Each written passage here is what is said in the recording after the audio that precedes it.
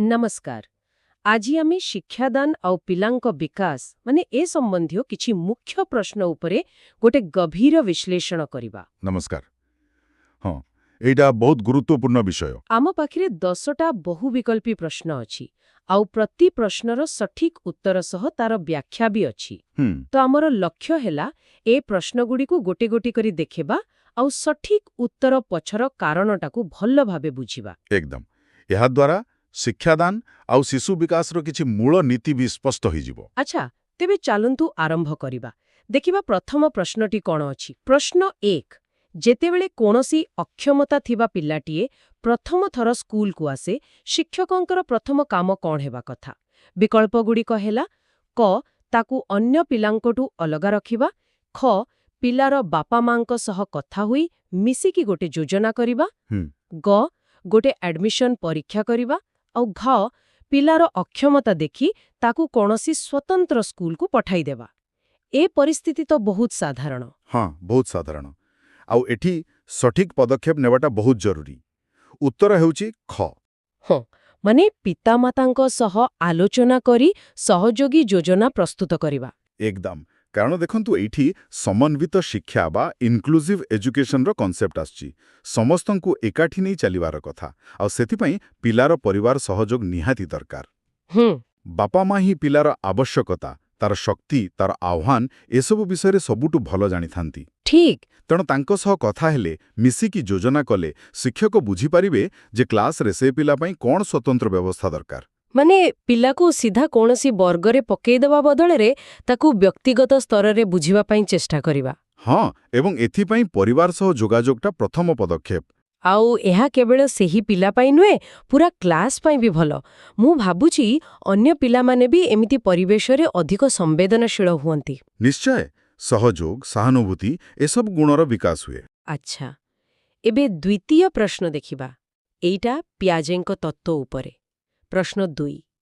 पियाजेंक ज्ञानात्मक विकासर पर्याय अनुजाई संवेदी प्रेरक सेंसरी मोटर पर्याय काहा सह जड़ित। विकल्पर अछि क जुक्ति और समस्या समाधान, ख विकल्पर व्याख्या और विश्लेषण, ग सामाजिक प्रसंग आउ घ अनुकरण, स्मृति एवं मानसिक प्रतिनिधित्व। पियाजेंक काम तो शिशु मनोविज्ञान रे गोटे मूलदुआ भई। हाँ। आउ एही प्रश्नर उत्तर होची घ अनुकरण, स्मृति एवं मानसिक प्रतिनिधित्व। अच्छा। देखंतु पियाजेंक मतरे ए संवेदी प्रेरक पर्यायटा जन्मरू प्राय 2 वर्ष जाई चले। एही बयस रे पिला माने मुख्यतः निज इंद्रिय आउ शारीरिक काम माध्यम रे सिखंती, जेमिति देखिबा, सुनिबा, छुईबा, धरिबा, पाटी रे पुराइबा। हाँ, से सबु। आउ एही स्तर रे से माने वस्तु स्थायित्व सिखंती, माने जिनिसटा आखि आगरे नथिले भी अछि बोली बुझिबा। बुझिली। आउ एही समय रे ही अनुकरण करिबा, किछि कथा मने रखिबा आउ मन भितरे जिनिसर गोटे छवि तयारी करिबा आरंभ हुए। वाह, एते छोट बयसरू एते सबु मानसिक प्रक्रिया चली थाए, अनुकरण आउ स्मृति। हाँ, ए सबु परवर्ती ज्ञानगत विकास पई भित्ति प्रस्तर। एथिरु जणा पडुछि जे शिशुर प्रारंभिक अनुभूति केते महत्वपूर्ण। अच्छा, तृतीय प्रश्न को जिबा। प्रश्न 3।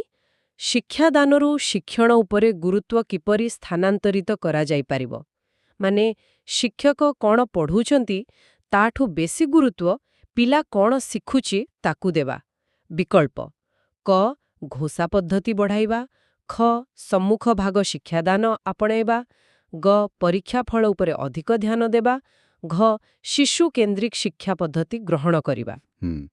यार उत्तर हेउची घ शिशु केंद्रिक शिक्षा पद्धति, चाइल्ड सेंट्रिक पेडागोजी। हाँ, पारंपरिक शिक्षा रे फोकस थाए शिक्षकों को उपरे, पाठ्यक्रम सारिबा उपरे, किंतु प्रकृत शिक्षा कोन? पिला कोन बुझिला, केते सिखिला। एग्जैक्टली।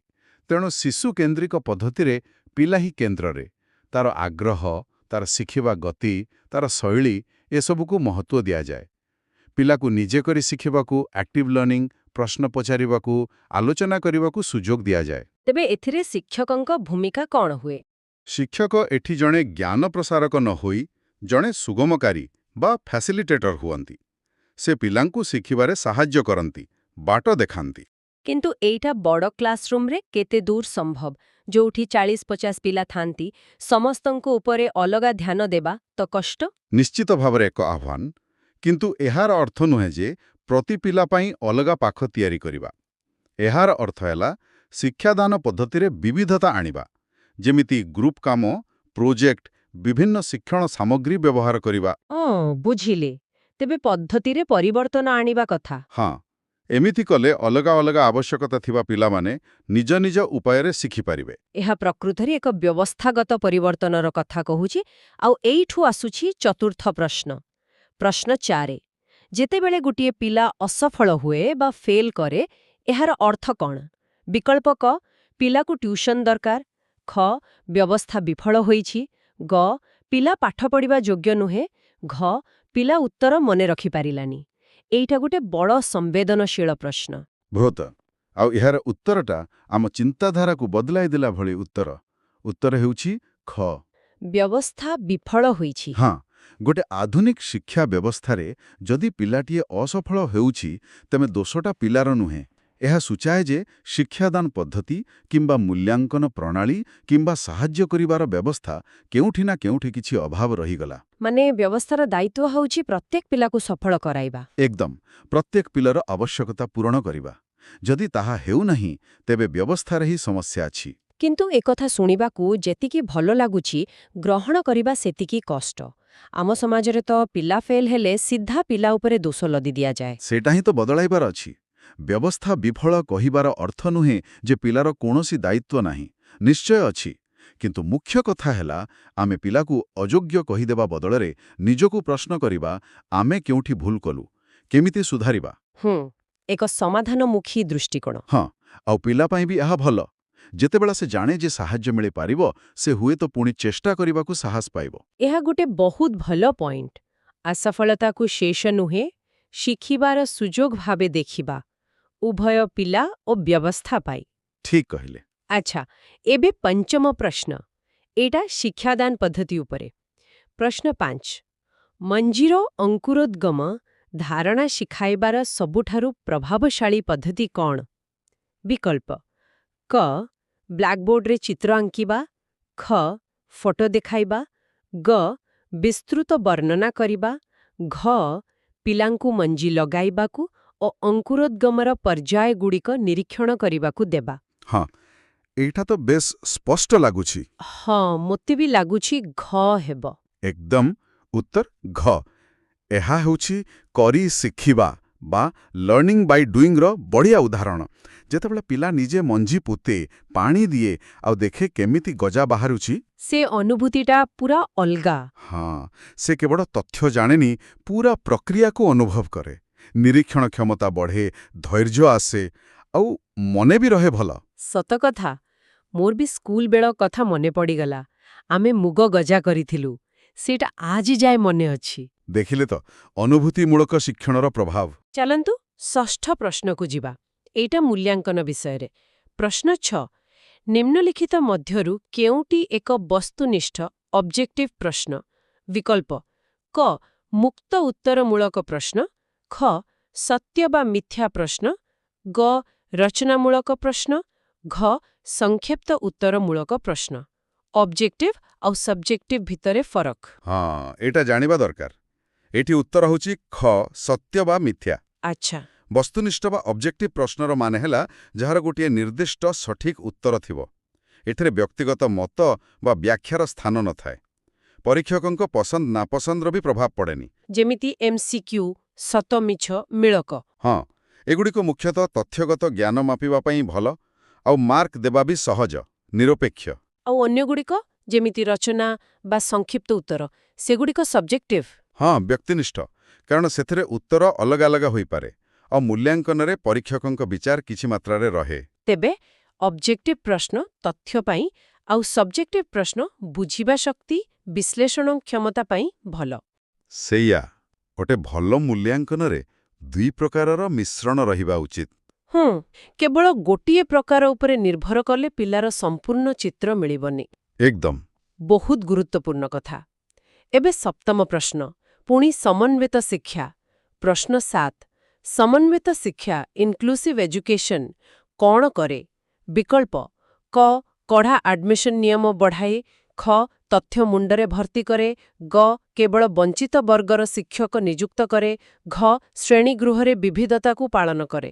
ହଁ, ଏଇଟା ଆମେ ଆଗରୁ ବି ଟିକେ କଥା ହେଇଛେ। ହଁ, ତେଣୁ ଉତ୍ତର ଘ ହେବା କଥା। ନିଶ୍ଚୟ, ଉତ୍ତର ଘ ଶ୍ରେଣୀଗୃହରେ ବିବିଧତାକୁ ପାଳନ କରେ। ଆଉ ଏହାକୁ ଯଦି ଆମେ ବଡ଼ ପରିପ୍ରେକ୍ଷୀରେ ଦେଖିବା, ସମନ୍ୱିତ ଶିକ୍ଷା କେବଳ ଅକ୍ଷମତା ପାଇଁ ନୁହେଁ, ଏହା ସବୁ ପ୍ରକାର ବିବିଧତା ପାଇଁ। ସବୁ ପ୍ରକାର ମାନେ ଭିନ୍ନ ଭିନ୍ନ ସାମାଜିକ ପୃଷ୍ଠଭୂମି, ସଂସ୍କୃତି, ଭାଷା, ଶିଖିବାର ଗତି, ଶୈଳୀ ସବୁକିଛି। ଏହାର ମୂଳ କଥା ହେଲା ପ୍ରତ୍ୟେକ ପିଲାର ଶିଖିବାର ଅଧିକାର ଅଛି, ଆଉ ସ୍କୁଲ ସମସ୍ତଙ୍କୁ ସ୍ୱାଗତ କରିବା ଦରକାର। ଯେମିତି ସବୁ ପିଲା ନିଜ ସାମର୍ଥ୍ୟ ଅନୁଯାୟୀ ଶିଖିପାରିବେ।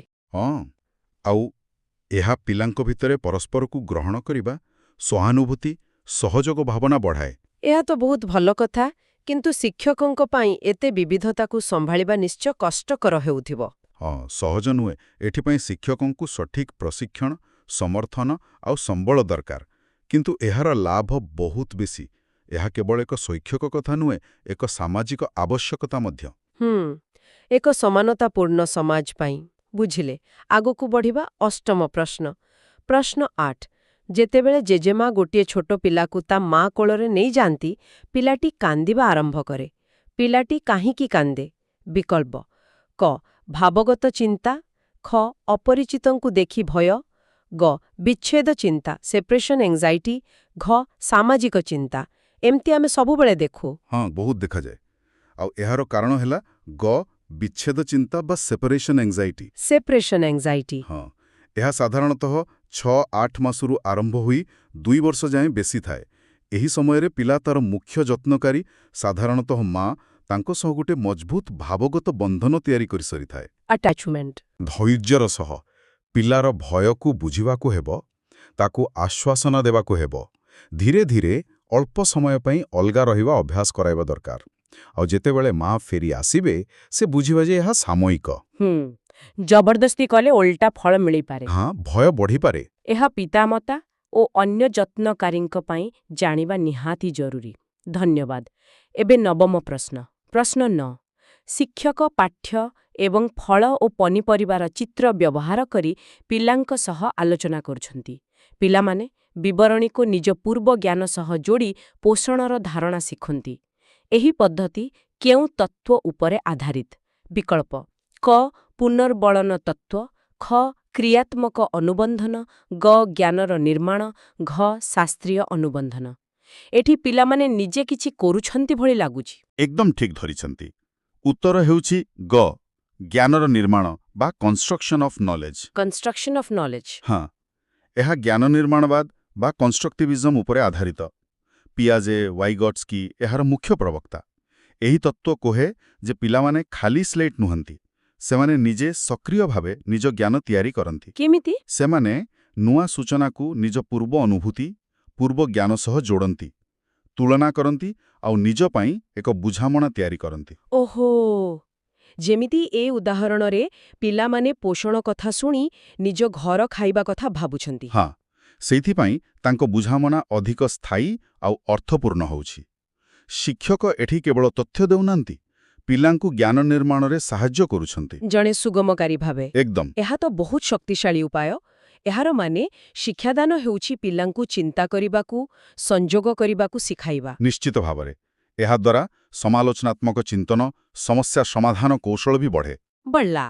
ଏତେ ଆଜିର ଶେଷ ପ୍ରଶ୍ନ 10 ନମ୍ବର। ଏଟା ବିକାଶର ନୀତି ଉପରେ। ପ୍ରଶ୍ନ 10। ନିମ୍ନଲିଖିତ ମଧ୍ୟରୁ କେଉଁଟି ବିକାଶର ଡେଭଲପମେଣ୍ଟର ଏକ ନୀତି? ବିକଳ୍ପ। ବିକାଶ ସବୁବେଳେ ସିଧାଗାରରେ ହୁଏ। ଖ ଏହା ଏକ ଅଟକି ଅଟକି ଚାଲୁଥିବା ପ୍ରକ୍ରିୟା। ଗ ବିକାଶର ସବୁ ଦିଗ ପରସ୍ପରଠାରୁ ଅଲଗା। ଘ ଏହା ସମସ୍ତଙ୍କ ପାଇଁ ସମାନ ଗତିରେ ଆଗକୁ ବଢ଼େ ନାହିଁ। ବିକାଶର ନୀତିଗୁଡ଼ିକ ଜାଣିବା ବହୁତ ଜରୁରୀ। ଆଉ ଏହାର ସଠିକ୍ ଉତ୍ତର ହେଉଛି ଘ। ଘ ଏହା ସମସ୍ତଙ୍କ ପାଇଁ ସମାନ ଗତିରେ ଆଗକୁ ବଢ଼େ ନାହିଁ। ହଁ, ଏହାକୁ କୁହାଯାଏ ବ୍ୟକ୍ତିଗତ ଭିନ୍ନତାର ନୀତି, ପ୍ରିନ୍ସିପଲ୍ ଅଫ୍ ଇଣ୍ଡିଭିଜୁଆଲ ଡିଫରେନ୍ସେସ୍।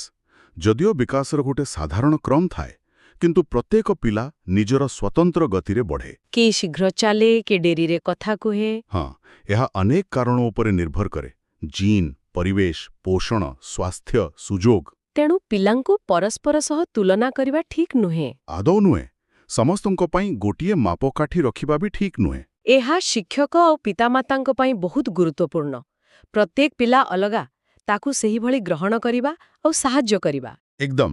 ଆଉ କ୍ଲାସରୁମ୍ରେ ଏହାର ଅର୍ଥ ହେଲା ପିଲାଙ୍କର ଆବଶ୍ୟକତା ଅନୁସାରେ ଶିକ୍ଷାଦାନରେ ପରିବର୍ତ୍ତନ ଆଣିବା, ଡିଫରେନ୍ସିଏସନ୍। ଏହାଛଡ଼ା ବିକାଶର ଆଉ ବି ନୀତି ଅଛି, ଯେମିତି ଏହା ନିରନ୍ତର, କ୍ରମାନ୍ୱୟ ହୁଏ, ବିଭିନ୍ନ ଦିଗ ପରସ୍ପର ସହ ସଂଯୁକ୍ତ, ଆଉ ଏହା ପରିବର୍ତ୍ତନଶୀଳ ମଧ୍ୟ। ବାଃ! ତ ଏହି 10ଟି ପ୍ରଶ୍ନ ଭିତରେ ଆମେ ବହୁତ କିଛି ମୁଖ୍ୟ ବିଷୟ ଉପରେ ଆଲୋଚନା କରିଦେଲେ। ହଁ। ତେବେ ଏସବୁ ଆଲୋଚନାରୁ ମୁଖ୍ୟ ଶିକ୍ଷା କ'ଣ ମିଳିଲା? ମୋତେ ଲାଗୁଛି କିଛି କଥା ବାରମ୍ବାର ଆସିଲା। ଯେମିତି ପ୍ରତ୍ୟେକ ପିଲାକୁ ବୁଝିବାର ଗୁରୁତ୍ୱ, ଶିକ୍ଷାଦାନକୁ ଶିଶୁକୈନ୍ଦ୍ରିକ କରିବା, ବିବିଧତାକୁ ଗ୍ରହଣ କରିବା, ଆଉ ଅସଫଳତାକୁ ବ୍ୟବସ୍ଥାରେ ସୁଧାର ଆଣିବାର ସୁଯୋଗ ଭାବେ ଦେଖିବା। ବହୁତ ଭଲ ସାରାଂଶ। ଏସବୁ ମିଶି ଏକ ଅଧିକ ମାନବୀୟ, ପ୍ରଭାବଶାଳୀ ଶିକ୍ଷା ବ୍ୟବସ୍ଥା ଆଡ଼କୁ ଇସାରା କରୁଛି, ଯେଉଁଠି ଲକ୍ଷ୍ୟ କେବଳ ପରୀକ୍ଷାର ନମ୍ବର ନୁହେଁ, ବରଂ ପିଲାର ସାମଗ୍ରିକ ବିକାଶ। ତାକୁ ଜଣେ ଚିନ୍ତାଶୀଳ, ସମ୍ବେଦନଶୀଳ ନାଗରିକ କରି ଗଢ଼ିବା। ହଁ। ଆଉ ଏଥିପାଇଁ ଆମର ମୂଲ୍ୟାଙ୍କନ ପଦ୍ଧତି ବି ବଦଳିବା ଦରକାର, ଯାହା କେବଳ ମନେ ରଖିବା ନୁହେଁ, ପ୍ରକୃତ ବୁଝାମଣା ଆଉ କୌଶଳକୁ ମାପିବା। ନିଶ୍ଚୟ। ଏହି ଆଲୋଚନା ନିଶ୍ଚିତ ଭାବେ ଶିକ୍ଷା ସହ ଜଡ଼ିତ ସମସ୍ତଙ୍କୁ କିଛି ନୂଆ ଦିଗ ଦେଖାଇଥିବ। ଆଜିର ଏହି ଗଭୀର ବିଶ୍ଳେଷଣ ପାଇଁ ବହୁତ ଧନ୍ୟବାଦ। ଧନ୍ୟବାଦ। ଶେଷରେ ଶ୍ରୋତାମାନଙ୍କ ପାଇଁ ଗୋଟେ ଛୋଟ ଚିନ୍ତନୀୟ ପ୍ରଶ୍ନ। ହଁ, କୁହନ୍ତୁ। ଆମେ ଆଜି ଯେଉଁ ନୀତି ଆଉ ପଦ୍ଧତି ବିଷୟରେ କଥା ହେଲେ, ଶିଶୁକେନ୍ଦ୍ରିକ ଶିକ୍ଷା, ସମନ୍ୱିତ ଶିକ୍ଷା, କରି ଶିଖିବା, ବ୍ୟକ୍ତିଗତ ଭିନ୍ନତାକୁ ସମ୍ମାନ, ଏସବୁ ଆମ ଚାରିପାଖର ଶିକ୍ଷଣ ପରିବେଶରେ କେତେ ଦୂର ପାଳନ ହେଉଛି ବୋଲି ଲାଗୁଛି। ଆଉ ଶିଶୁ ବିକାଶର ଏହି ମୂଳ କଥାଗୁଡ଼ିକୁ ବୁଝିବା ଶିକ୍ଷା ପ୍ରତି ଆମ ନିଜ ଦୃଷ୍ଟିକୋଣକୁ କିପରି ବଦଳାଇପାରେ, ଏ ବିଷୟରେ ଟିକେ ଭାବି ଦେଖିବେ। ବହୁତ ଭଲ ପ୍ରଶ୍ନ। ଏହି ଚିନ୍ତା ସହ ଆଜିର ଆଲୋଚନା ଶେଷ କରୁଛୁ। ନମସ୍କାର। ନମସ୍କାର।